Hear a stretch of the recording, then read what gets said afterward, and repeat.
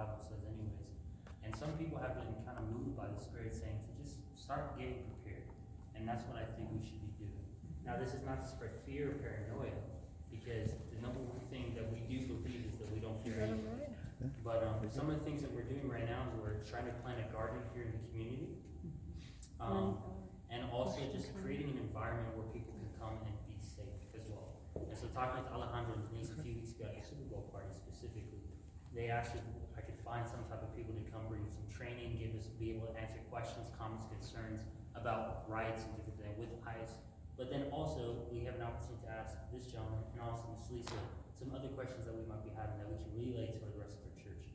Ms. Lisa said that she is more than willing to come again, and so we can bring more people in.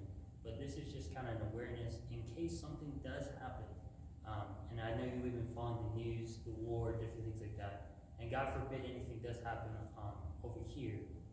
I just want us to have some sort of plan for our people, for our community, and for Santa Fe specifically.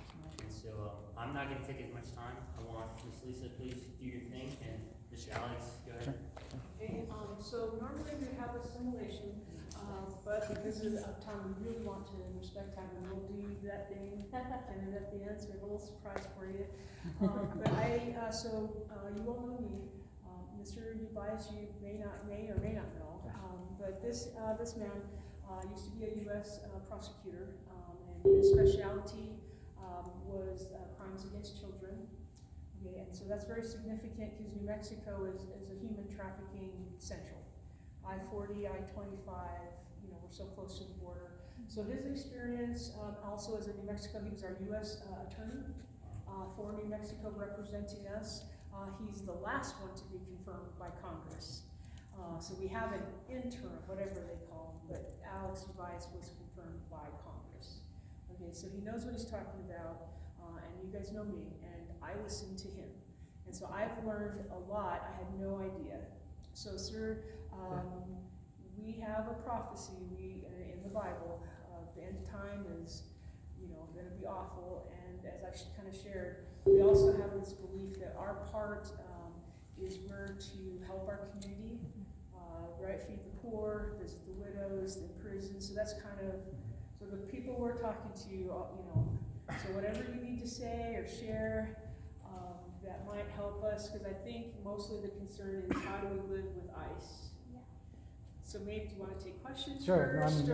Okay, so may I introduce to you, please, Alex Uballez, my dear friend, but also he is a man of faith. Okay? Yes, you are. And so please, we're scared. What can we do? So what do you want to do with the community garden? So the community garden is just a place where people can come and learn how to garden if anything does happen, and also just a way to teach our kids, have something to do outside for the kids. So it's both like a ministry and also just to help people know what to do. If anything does happen, say, I remember when COVID happened, there was no toilet paper. So it's like, in a sense, how do you make toilet paper? So that's kind of the idea behind the community. It's twofold. It's something to invite people in the community to learn to grow fruits and vegetables or whatever we can grow here on our property. And then also to just have something for our church tangibly to do to experience the way of Jesus, because I think gardening is a way to get closer to God. So. And I very much appreciate, so they also feed the unhoused on Sundays. They make breakfast burritos here after church, and then on Sunday a group goes and feeds. That's so great. Yeah, so they kind of have a service. But I really think we could help grow, right, as people get involved. They're also offering the church as available space to do trainings for the community as we bring in, different groups that we associate with. Yeah. Hey, Mr. Drew. Come on in. Come on in. So, Mr. Alex, what should we know about ICE operating in New Mexico or Santa Fe? Well, yeah. I'll talk Are they a little here? bit. Yes. ICE has been here for a long time, but the manner in which they're engaging with our community has changed. And so, just talk a little bit about me, why I'm involved in this, and then probably run by your questions, because that's why I'm here. I'm not originally from California.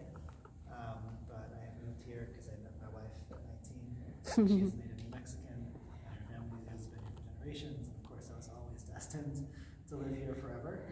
I moved here as after I graduated from law school, not really knowing how to serve my community because I really disagreed with the work that most lawyers do. Because I think most lawyers, although they play a vital function, it's sort of an odd thing to be a person who advances one person's interest or one business's interest at the expense of everyone else. And so that's how I found government work. That's how I found crimes against children. I felt like that was the most righteous thing I could do with my education, my degree. I did that for about 10 years before I became, as Lisa said, the presidentially appointed and Senate confirmed United States Attorney, the Chief Federal Law Enforcement Officer for all of New Mexico. With that, what I bring to the table are a couple things. The first is sort of just a student of the civil rights movement, a student of faith as well. I don't know, I was raised in a few different religious upbringings from, culturally my background. My mom is Chinese, born in China, migrated to this country as a young girl. My dad's Mexican American, which meant I have both like the Catholic Church foundations deep in my history, but also Buddhist.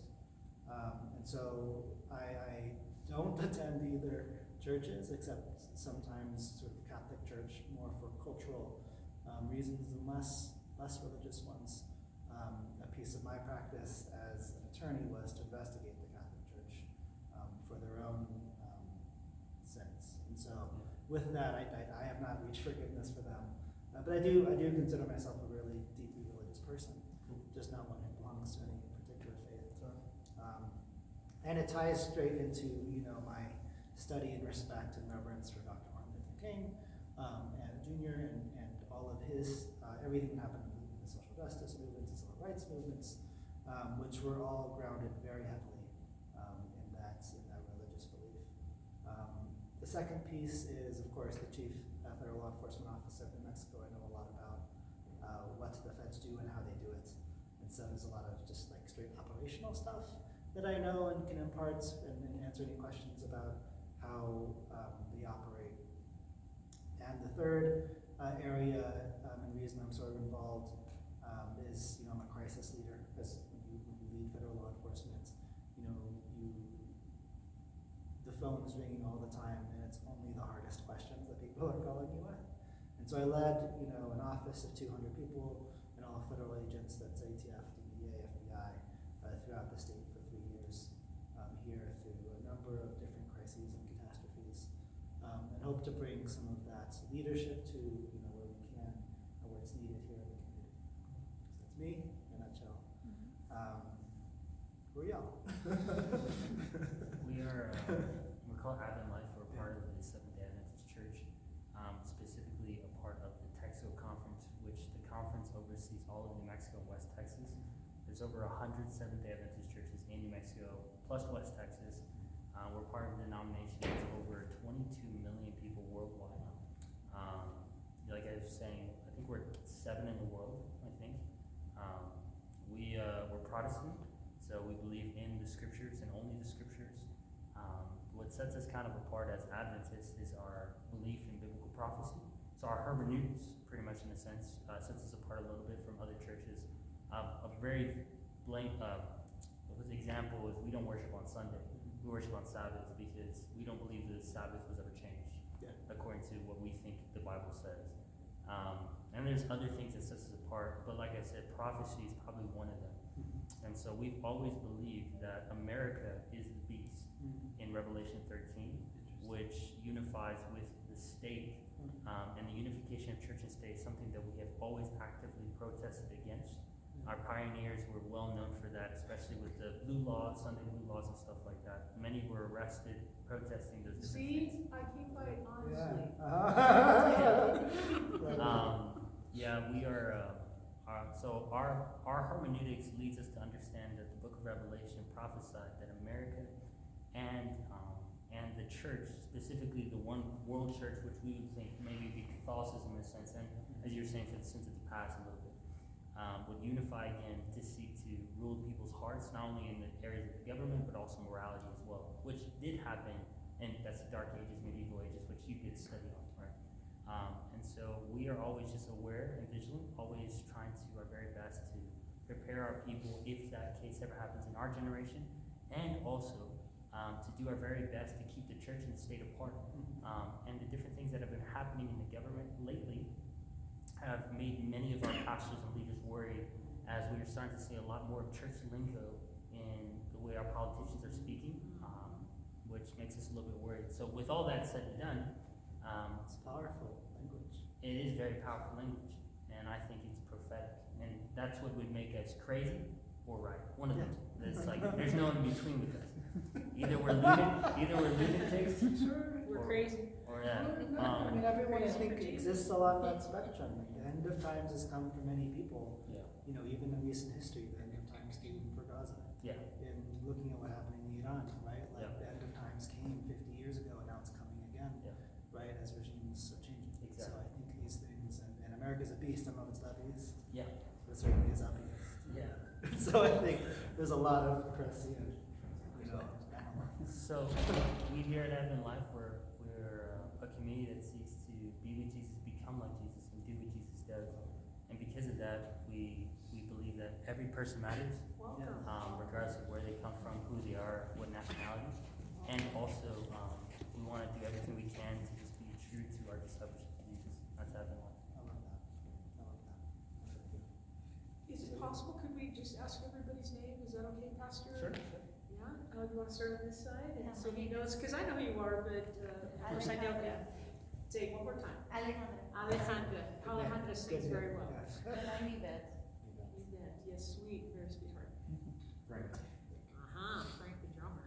Mm-hmm. Hi, young man, hello. What's your name? Hi, Dante, nice to meet you. This is Alex and I'm Lisa. Senor? Gabriel. Gabriel. I'm Lisa, this is Alex. Alex, mucho gusto. Sabrina. Mary. Deirdre. Hi, Deidre. And you're the one who does the Sundays, right? For the unhoused? We finished, we did it, we're done for the season, but I yes. see. Okay, when do you all start again? Whenever they ask. Okay, but it's seasonal. And of course, you know Pastor Elia. And then, Gabriel, did we need translation? No, No. No, okay. So just to introduce, he worked with the feds as a prosecutor before, and he was our New Mexico State U.S. attorney. So the DWI scandal that involves BCSO, APD, New Mexico State Police, anybody else? That's he investigated. And I didn't say, I was fired from that job about a year ago. Because you know who got in? Yes. But what I also, what I didn't know until you had mentioned, so the question, as you'll share, right, is the world is different. I know you'll fit it into kind of our worldview, but I didn't realize that ICE agents could be prosecuted. So do you mind sharing how you prosecuted successfully a border agent who harmed and assaulted? Yeah. Can you share Yeah, that absolutely. case? Or, Yeah, okay. several. And that's part of really, though, my despair as somebody who loved the Department of Justice and believed that it was full of people who wanted to do the right thing. My despair in seeing what it's turned into now. As so many people have left, I think we are all losing our faith in their ability to uphold the rule of law. And part of that is because when I was U.S. Attorney, we did charge law enforcement officers when they broke the law. Because we felt that it's important for people to understand that it applies to everyone, right? That it will apply equally no matter who you are. And so there was a couple cases, multiple cases of law enforcement folks that we charged. The DWI scandal is one of them. Another was a pair, or I think 4 police officers in Jaw who teased a person to death. And then the last one that you're referring to is a Border Patrol agent who pulled a motorist out of his car and slammed his head into a wall, basically because he lost his temper. And we prosecuted them under federal statutes, deprivation of rights, for false arrest, for a number of other things, which was a thing that was possible when the federal government was full of people who believed in justice. You'll notice quickly that fact pattern, right, pulling a motorist out of their car and throwing them into something, is something we have all witnessed now in Minneapolis less than elsewhere in the country. And so what I've said publicly about this is that that is breaking the law, and I can say that because I prosecuted it and convicted people of it. But will the law be enforced is the second half of that question, and I think very clearly there is no interest from our administration to do so right now, which puts us in a scary place. So then what do we do if ICE, they, and I do a lot of protesting on the weekends, I have ICE shifts, we have teams that go and extract people, we have families who are in shelters, and so that's partly why I'm not here, because that's my weekend duties. So we have had experiences where we are going to extract, or the teams are, and then ICE are not being nice, they're not following the laws. What can we do? Yeah, they've been emboldened not to, and I really do They don't have feel warrants. like we are in a moment in history where the arc of, the moral arc of the universe is bending in the wrong direction. For most of our young lives, I think we have been in a world where where we could believe that our government, at the very least, did not want to be perceived as the oppressor. They wanted to be perceived as the trusted source and the institution that would uphold the rights. And even when bad things happened, while, like I give examples of prosecuting law enforcement, they would at least do that piece, which is we're going to hold some people accountable when they break the laws that should apply to everyone. In that world, what we did was we collected evidence, right? We as citizens, or we as police, or we as prosecutors. So if you saw an injustice happening, you would record it, you would write it down, you would report it to an authority, and you would hope and trust that that authority would bring a person to justice. We don't live in that world anymore, at least when it comes to our federal government. The world we live in is the one of Minneapolis, where federal agents have been unleashed and encouraged, basically, to violate people's rights. It's a dangerous and scary new world. In this world, the same old tools no longer work, right? So the old tools of collecting evidence and getting it to give to a proper authority aren't things that we can rely on anymore. That changes the way that we approach the work. And that's why the things that you do here, and the building of community, the serving of our neighbors, no matter who they are, the building of gardens and self-sustainability in connection to the ground, the earth, our world, are so important now. I see it in three pieces. The first is mutual aid, the second is mutual defense, and the third is the narrative and comms fight that we have to have. And so as I started with saying that I'm a student of the civil rights movement, of Dr. Martin Luther King Jr., one of the things that I have learned from him is just the amount of philosophical thought that went into the concept of nonviolent direct action. Have you heard this term before, nonviolent direct action? And so I think some of us, some of us, Thank you. people who are, Thank you. who are not deep studied in it. We just had a presentation about it for 3 days straight, so. Oh, good. Oh, awesome. Good. Okay, that's So awesome. while you're taking Yeah. a drink, I don't know if Yeah. I've shared with you, this young man, I have known since he was little, young. And he has been as fabulous as he is now, as he was then. Yes, so I met him when he was 8 years old. Oh my gosh. Yes. He's a wonderful young man. I feel like you're everyone's auntie. That is Yeah, probably like I did this. That is they very were- true. Yeah. I feel like I've heard this story about so many people.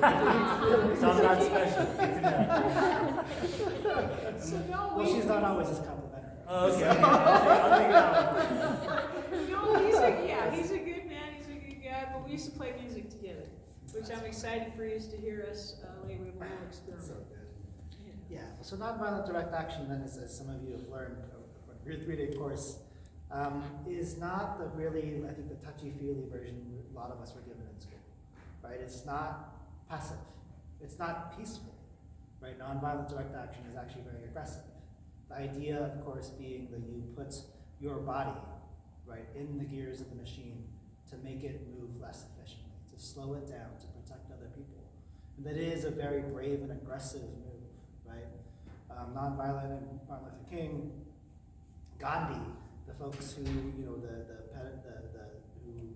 developed these philosophies over years, actually put violence as their second choice before pacifism, right? So nonviolent direct action, then choose violence before you are passive, right? So nonviolent direct action does mean thinking about how to break down systems as one, and then two, which I think is the essential message of hope from MLK. How do we do so in a way that doesn't forever sever the bonds with our fellow humans who may be ice agents, right? Our neighbors who might be persuaded by the propaganda and who are doing this because they were tricked, as all of us are, by the propaganda online, right? And so that is the hope message for me, what I believe MLK's vision of this, which was those who chose the more aggressive path really had sort of given up on a future together. And we're building a future apart. And King's insistence on the method of how we did things has a lot to do with a vision for a future where we all live together. And so that for me is incredibly inspirational and grounds how I think about everything that we do. As an example I like to use about nonviolent direct action that's valuable today when you think about it, is integrating lunch counters, right? So whites only lunch counters, we have images of black folk going in and sitting down and just being hurt, right? Their hair pulled, spat on, called names, dragged, punched. But the lesson behind that is an important one, which is those folk who went in and sat at the lunch counter didn't do it because one day they walked by and were pissed off by the sight. They did so after having trained in community with people they trusted, where their hair was pulled, or smoke was blown in their face, where they were called names. Because it doesn't just matter to go in and put your body, on the gears, right? So like the non-integrated lunch counter can't work if the colored folk are sitting at it, right? That is putting your body in the gears. But it's also understanding the narrative piece too, which is how is this perceived? And then how do we use what we do to persuade those people, right, who either are not engaged or maybe disagree about the oppression inherent in the polity as it exists. And so I think a lot about that when I think about what we do in terms of actions and protest. And I encourage folk to not feel like they have to take everything on themselves, because I think all of our instincts is to get involved and to do something. But to understand that in history, when people did things, they were trained to do so, they were ready to do so, they were prepared, right, to assume a certain amount of risk to do so. And many of them suffered the consequences of doing that. But luckily, that is not the only thing that needs to be done, right? And so community is the number one thing that we can build right now. And one of the things we're talking about, I think one of the biggest threats and reasons why this does feel like the end of the times, is the disconnection that's being created by the little objects we carry in our pockets, the cell phones, that with the infinite scroll on whether it's YouTube or Facebook or Instagram or TikTok, depending on your age. Social media and electronic communications providers have created a way to addict all of us to the screens. And in doing so has built disconnections between all of us, where there once was community. Because we've learned to see people on the screens much like we see people in movies as not real. And we cheer on certain people, our protagonists in the film, and we boo the enemies in the film based on how it's portrayed to us, and this all just drives us further apart. And so I think the highest calling for all of us is to figure out first how we build those communities in reality, and then the roles that we serve in it. Because in these communities, as in direct action, as in mutual aid, we all serve different roles, and this is a good thing. An American citizen was killed in March of last year by Border Patrol. But none of us heard about it until this year, right? Alex Preddy and Renee Good were killed by Border Patrol and ICE, and we heard about it immediately. That's because there were different roles for people. right? There was a video, right? And the thing, if you watch, Alex try to get killed, from one of the first angles that came out, is you see a woman in pink standing behind him with her phone. And there must have been nothing harder in that moment. It's not get involved. But the most powerful thing she could have done in that moment is not. Right? And so there's roles for everyone. And that's not just on the streets, right? Like when you're building community, you need all the things a community needs. You need to fundraise, right? You need food, you need supplies, you need to take care, the least of us, baby supplies, our elders, medicine, all of it. And so, my best advice is to build that community. And then think of ways to protect that community when danger comes. Before you go, because I know that did you have questions? Thank you so much for that. And that's why I videotape, because I learned. And I've listened to a couple, but I've learned so much. This really blew my mind. But what questions do you guys have? And you don't need to leave, but ask them all. I'm serious. He really does. No, there's no question that's too. Yeah, in our workplaces, what should we do? Like if they come in and they Yeah. say, like, show me your papers or whatever. Yeah. The employee documentation, the I-9s. So What it's we can do, like, there's, do we protect ourselves, our coworkers, like, Ooh, do Is you mind that sharing allowed? with him what kind of business you're in? Like, what, do you mind telling me? hospitality, okay. So Yeah. hotels, yes, restaurants, hotels. As in everywhere else, there's many things that, there's different roles for everybody, right? And so on the front end, what I would encourage you to do, if you are in management or can access management and persuade them, is there are a number of trainings, Organized Power members down in Albuquerque. It's a great resource. We can bring them up. We can bring them. And they'll do the They training. have a training specifically for employers. They also have signs for, just at the very high level. You can designate private areas. You can deny them entry or access. You can ask for judicial warrants. You can do a number of things that get in the way legally of them, frankly, breaking the law and searching for people and rounding them up. There's also things you could do in the direct action sense.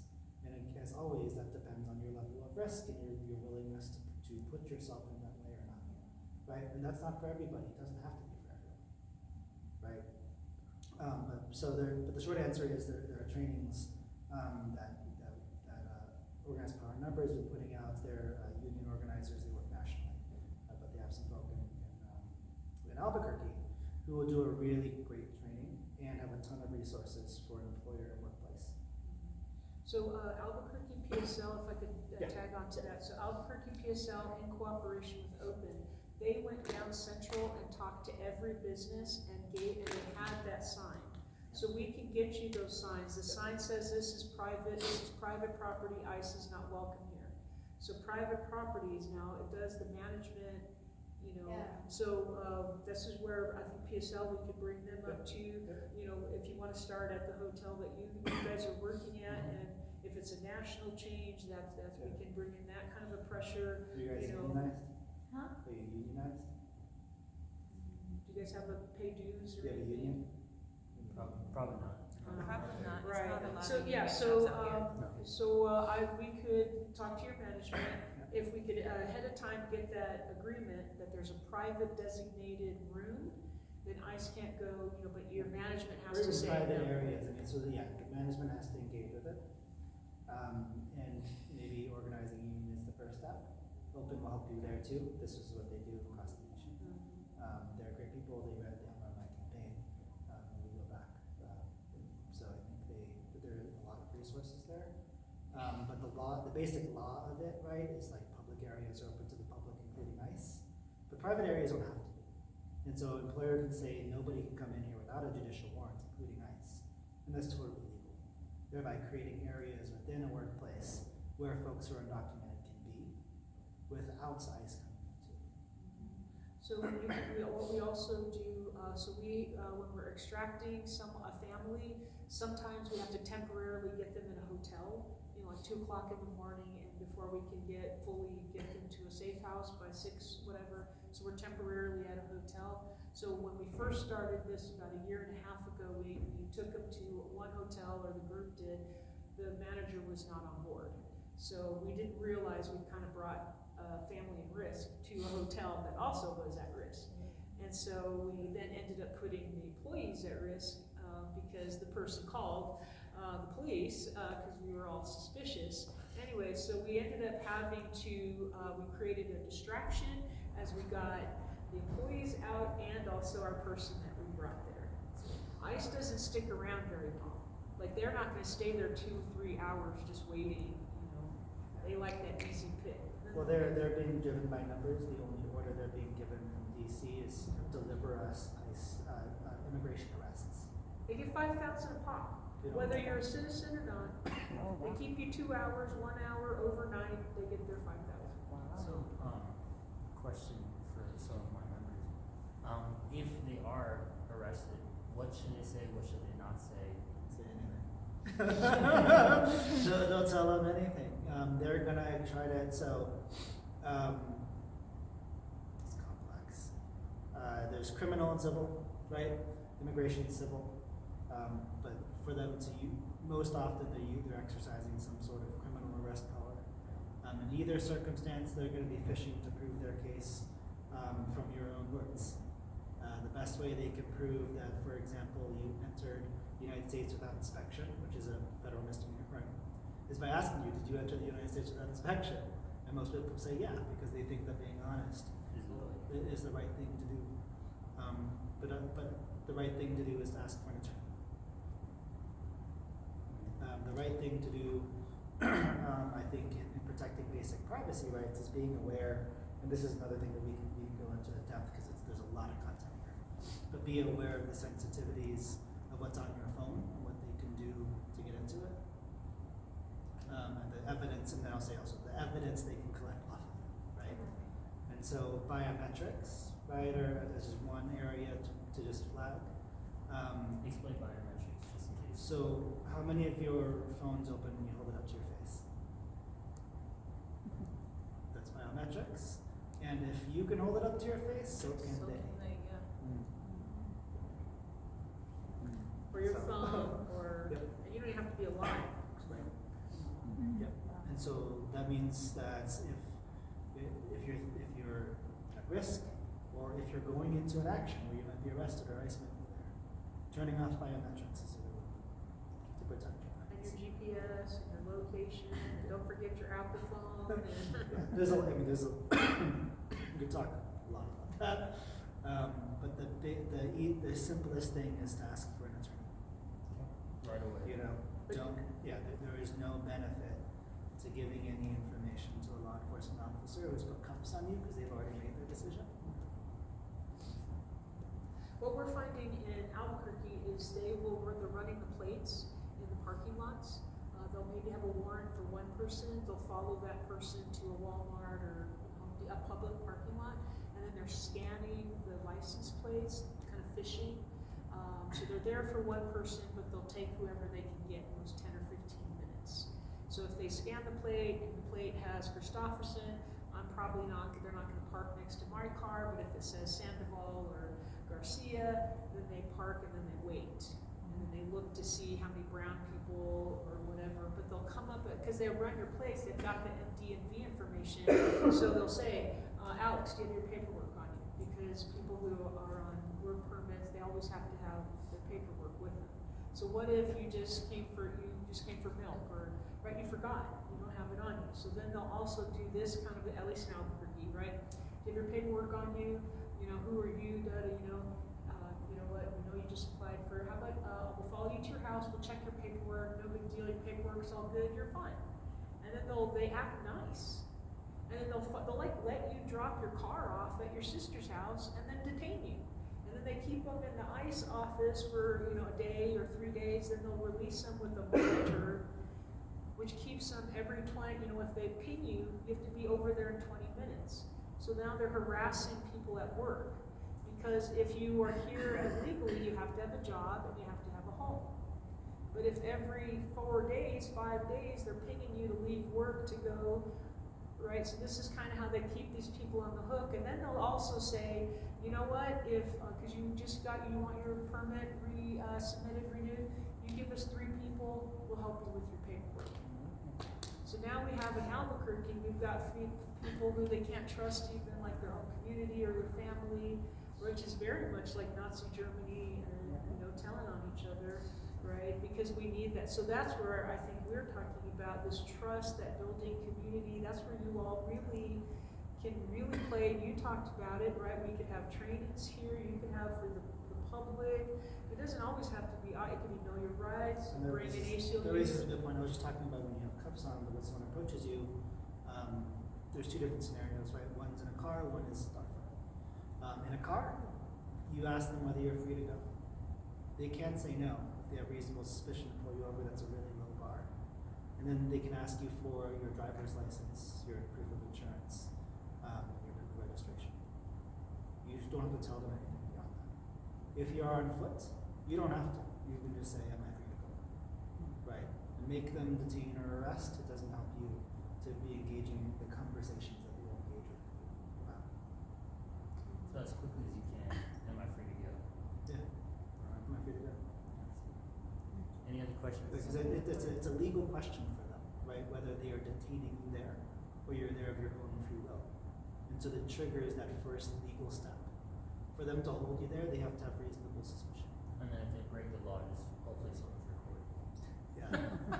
Well, I mean, I think they're not too interested in proving their cases later. Right, because they want the money. They don't care. That's why they're taking people who are citizens, not citizens. But if you're going to give them evidence, they will use it. So don't give them evidence. I just want to ask Alejandro, because I know you have to get back to work. Any other questions you might have? Yeah, let's hook up We'll be with. back. Yeah. So collect, talk to you. We can also come out and we can bring open and come Yep, talk to yep, the employees. let's- And Let's bring organized power numbers. we could do the know your rights, with them. They do a great, ACLU does as well. And I'll have to coordinate with you to know the best time for them and for you guys, so that we can, and then anyone else that we might know. Eva had a question. Okay, I'd like to, so can ICE come into our church and come Great question. They're not supposed to. they can? They should not supposed to. They're not supposed to, but they can. So what do we do? That's the Churches, process. Yeah. I don't know. Could they And so- designate one room as off limits? Yeah, I mean, so like just having, I just want to like, because your intuition is right. The way that we used to operate in the before times was we and when I say we, Department of Justice, the old we had an internal restriction. Yeah. It was Churches. administrative. We're like, it makes sense for us not to bring guns into schools Right. and churches and hospitals and courts because that interferes with people's fundamental rights. Right. The Trump administration removed that. Of course they do. But And so, I ran for mayor down in Albuquerque. One of the proposals. He's our real Albuquerque mayor, that other guy's a fake. This is our real mayor. One of the proposals was this: is we should be codifying that in our local city ordinances and statewide. There is no reason why we can't designate sensitive spaces where civil enforcement cannot occur in these constitutionally protected areas, and we should do that. And yeah, it's possible that we take up a court case where someone gets arrested in one of those locations and earn that right. But the better way to do it is just to legislate. so I have a question. The recent Don Lemon situation, how would you go about that? Because they entered the church and they arrested a journalist who does have the freedom of speech, and I know they also, their sources are supposed to be protected as well. So how would you go, or how should the pastor or one of us go about that? Sure. You being, so from whose point of view? Either, so I don't know if they know about the Don Lemon situation, So but, the short of it is there was a protest in Right. the church, and the people who were protesting got arrested, including Don Lemon, who's a journalist and was there to document. Traditionally, we've protected our journalists because it is a cornerstone of the First Amendment for them to be able to report on the news. This administration does not have the same respect as previous administrations for anything in the Constitution, including the first.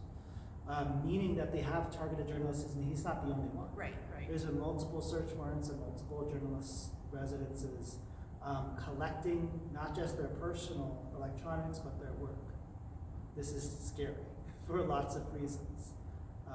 Are any of you journalists or? Okay.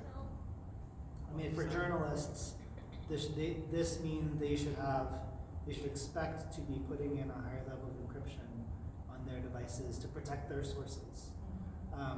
I would always encourage journalists for this not to dissuade them from doing their job, Right. because otherwise we don't see what happens.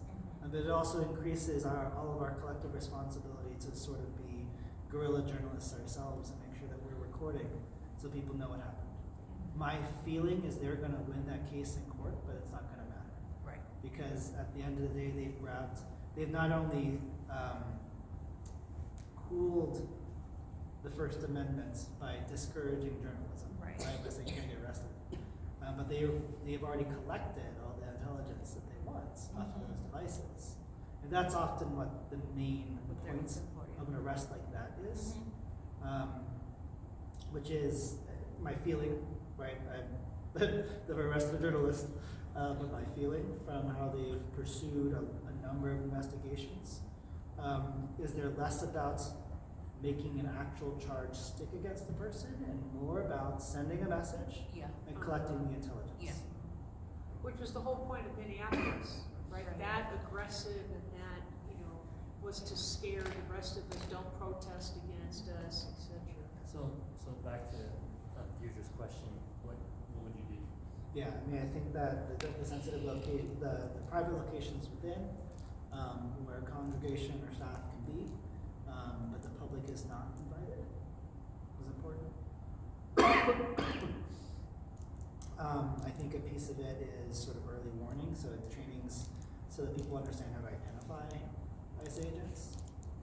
There's some certain tells that they're getting better at hiding themselves and blending in, but there's some certain things to watch out for in terms of So you how guys they could have dress. peacekeepers, so we have one, like the congregation of Reverend Sarah's church. So they're saying they are holy, they have family living there, so they have peacekeepers kind of watching along their road. So somebody always at the beginning of the service, at the end of their road. So their church is at the end of the road, so where people turn to come down to the church, they have two people there, they have walkie-talkies, so they're kind of watching who's coming, who's not. You can put vests, and have somebody sort of out here. But yeah, they use the same kind of cars. That's what I would do. That way you could hide people before. We have undocumented people who are on our ICE Watch teams, and they're probably our most fierce. We have to constantly tell them you guys need to stay back. So documentate, your status. That's the other thing, right? They might ask status. You don't have to tell them anything, right? You have to tell them I'm documented, I'm not documented. They also, what we're seeing in Albuquerque, people are renewing their permits, and because they're trying to get renewal, that's how their name pops up. So they're like legal, but they go to renew, and then their name pops up, and then they'll come, to you, hey, Marie, now say your name. Marie, I see that you reviewed your paperwork. Do you have your paperwork with you on you right now? Oh, you don't? Okay, let's go to your house, or hey, can I see it? And most people are like, okay. But what we're finding the most, and I don't know about Santa Fe, but they will actually, okay, come with me, and people will go into the car with them. And they will go from Home Depot to Walmart, and they'll collect like 6 people, and they'll sit in the car, and they won't leave. They don't run out of the car, because they already have our addresses, they already know, and they'll say, so your sister is Susie? We have her, we've been watching her at school. Like they use these intimidation and harassment, so what you all could do also, you might think about, is providing solace or comfort for people who are going through this kind of stuff. I think a church is perfect. You know, so let's That's say there's a also- raid let's say there's a raid at the, you know, all those people are gonna be traumatized. Like, how Yeah. can you help them? Like, you know, maybe you have a rapid response that, you know, you alert that, hey, they're over here at ICE, and then that night you guys have a dinner for everybody. That's You know. often, yeah, I mean, so like, that's why, first of all, the question, am I free to go, is an important one, Right. right? Because they may not have a reason to detain you, but if you're gonna jump in the car, that's fine with them. And so that's an important question to ask. And then I think critically, is no matter how well prepared, no matter how many safe spaces there are, people are gonna get arrested. And so how do you then know that they are, know where they are, and then support their families and friends who are left behind? And so it's a lot of the mutual aid work, the community work, both dealing with the trauma, the actual practical support for folks, Yeah. right? Like who just need basics and they might have been the breadwinner, that, you know, and that will happen. So that's where having diapers, the water, the formula, you know, the space you might think about as you guys look forward, you know, and maybe only offer it to the people who work with you all, or if you wanna open it up to the community, you might wanna think about that, cause it's kinda like when you go to the park, anybody can come in, you know, do you have to keep the kids safe, do you need to do backgrounding, you know, forward, but we can bring in people from our network, you know, to train, to how to spot, how to unionize, how to protect workers, what happens if we come to church, we could have like people who are like do this, and they could look around your church, give you suggestions of how you guys could organize. I really highly recommend you do have somebody looking at the front, somebody at the end, and maybe at the end of the road there, walkie-talkie it, or And it's training on like, what is acceptable and what is illegal in terms of interference. Okay. Right, people can make the choice to do illegal things, but there are things in terms of communicating about where ICE is and what to do about it that might be illegal. Right, so there have been courts who have found things like telling someone to run because ICE is here, right, is aiding and abetting in whatever crime may have been happening there. And so these trainings are important if that is what you want to do, right? Like again, there's many things for everyone in the community to do. If that is a role that you feel passionate about, ready to do, and ready to take the risk on, then we should talk further about where exactly that line lies and what you're willing to sacrifice. Well, I'll be waiting back to hear from you guys when you talk with them, and then from there I'll connect with them, and then we can find a good time. I know you have to go to Ruidoso tonight, right? Oh no, I'm Friday. Oh, okay. Yeah, okay, not tonight. Yeah. how many employees are at the hotel that you're working at? How many people are you I'll talking say like 20. in total? Yeah, so, and do you, Is it is it a chain? national, yeah, I was just, Is it a national chain or local? No, Oh, it's okay. not national. Oh. Oh, so it's I local. think It's no. not, was brought by la fonda, but it's Yeah. different. so that might be easier.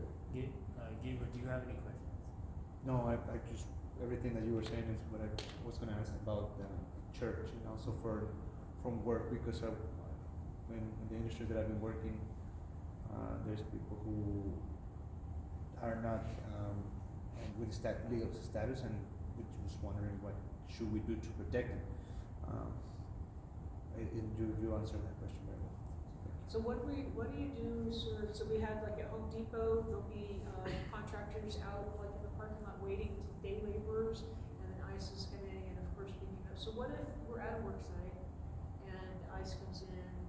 What can they do to, you know, avoid being detained, or like what rights do they have? If they're at a labor site, can they run? Can they leave? What can they do? If they know they have somebody, you know, maybe I have protected status with somebody, can I protect that person? Will I get arrested if I protect them? Probably everyone's getting arrested. It just seems to be, yeah, I mean, it's tough to have these conversations grounded in like what the law says, because the law's not being followed, Yeah. right? And so who knows where those boundaries are, and who knows what they've been empowered to do. As we've seen in Minneapolis, like a lot of what I tonight talked about is illegal conduct, right? Like taking bystanders and pushing them to the ground, it's illegal. Has been condoned and encouraged. And so if you're actively engaged in a situation where ICE is doing arrests, I would assume that you're gonna get arrested. whether it's right or not. The same rules apply, right, which like don't say anything. You know, make sure if you're in an action that your biometrics are off, but you don't bring your phone. I mean, like this is again, like this is probably the knowledge log thing, but like write down contact numbers on your arms, make sure people know where you I are. put make mine sure- right here. Yeah, make sure people, like you have a team who each have different roles, right? So folks in Minneapolis. So in a workplace, you would do that. Yeah. Each shift, you'd have 5 people. One person is the person who's gonna be, do you have your So- warrant? Do you have, what's your ID badge? What's your badge number? Right. Somebody's going to do you have an attorney? Do you have somebody you want us to call? Do you want us to take your car? Is your child taken care of, right? Because I know you have a child. You have another person who's filming the whole thing. You have another person who's maybe trying to, no, you get away, like back up, get away. And it all happens really quick. Yeah. Everybody knows their roles. Everybody's trained for all the roles. So then at that point, then when they get back to us, we can contact you for Yes. the training. That'd be the most beneficial Yes, training Yep. for our community. Pastor, I will, yes. Yep. So are they I don't know, I've seen it on social media where it is illegal to have their face covered Mhm. if they come. Is that a thing here? No. Okay, so they can have their Wait, face is covered. So it did pass. So because we have DEA, there's like 9 jurisdictions in New Mexico, and so there's undercover drugs. So just because they're covered, it may not be ICE. It might be the feds. It might be, CIA. It might, yeah. So that's why, at least in Albuquerque, it didn't pass because one of the former police officers were like, if we say no mask, then it's going to hinder the criminal prosecution of drugs in Of course, Albuquerque. they want the prosecution rate to go up. And we're That's like, what they care dude, about. we're getting kidnapped. We don't know if they're a rapist or whatever. And they're like, well, it could be, the DEA going after the MS-13 cartel. Our world is getting scary now. So and a lot of you'll see at protests, people cover up. I have never covered my face at all other than for COVID because, as I've learned from my friend, all these cameras, they follow us from our house, they just follow our car, and so I've been scanned, like, right here, baby, my name is. Same, right, I'm already on the list, but there's a poll cam on my house. But so. There but was it's- my one too, but I hacked it, they took it down. But, it's about assessing your own levels of risk and willingness, right? Like, there's a lot of things that we can. I mean, I didn't teach you hack about. it, it was theory, hypothetically, it was hacked by somebody. Well, I really appreciate you guys coming down. Thank you so much. I'll talk to these guys, Yeah. and as well, if any of you guys have any other people in the community that we can connect with, so that we can make sure that this place could be a place of training for any of these type of things. Let us know what specific questions you have. Like, we've done a lot of these as intros. There's a lot of things that I can talk about specifically, but there's a lot of people who've been doing the work for a long time. Like, we're talking about organized power numbers, who, if we know that's the need, we'll just connect. And we're not here to like usurp anybody's work or be the heroes of anything. We're just here to connect, the folks who are doing the And we work. could bring out several at one time, Yeah. we could have ACU, you could do like stations. ACLU for the Know Your Rights, open for the union type stuff, we could have the ICE training, practicing the different roles, we could, the recording and how to cut the comms, because there really is, it's getting those recordings out really quick and the cut of it, and, The thing is, this isn't political, it's just about people. yes. And for us here, we are a church about people. And so one of the things that, some people might be uncomfortable with this in our community, and that's okay. They could be uncomfortable, but as best as we can, we just want to support each and every one of us here and abroad in Santa Fe. And so thank you guys for dedicating your time. You're very welcome. Coming up here to Santa Fe, you probably have a lot to do. You have a lot to do. He's much Both of you busier guys. than me. Thank you so much. Of course, sir. Any last questions? Because I want to let these guys have an hour drive back home. Any last questions? We'll be back, we'll be back. And Frank, how about Sabbath? What we were gonna do? We'll do definitely do Sabbath? Sabbath. Are you gonna be here Sabbath? Yeah. Yeah, and then we'll record it for our friend here. I like to say that it's all political, but it's not all partisan. Okay.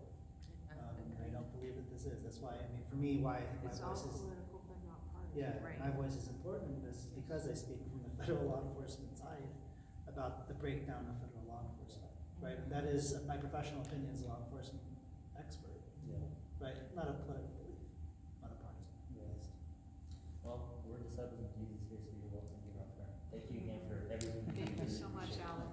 Let's have a word of prayer. Thank you. so much. Father, Thank you.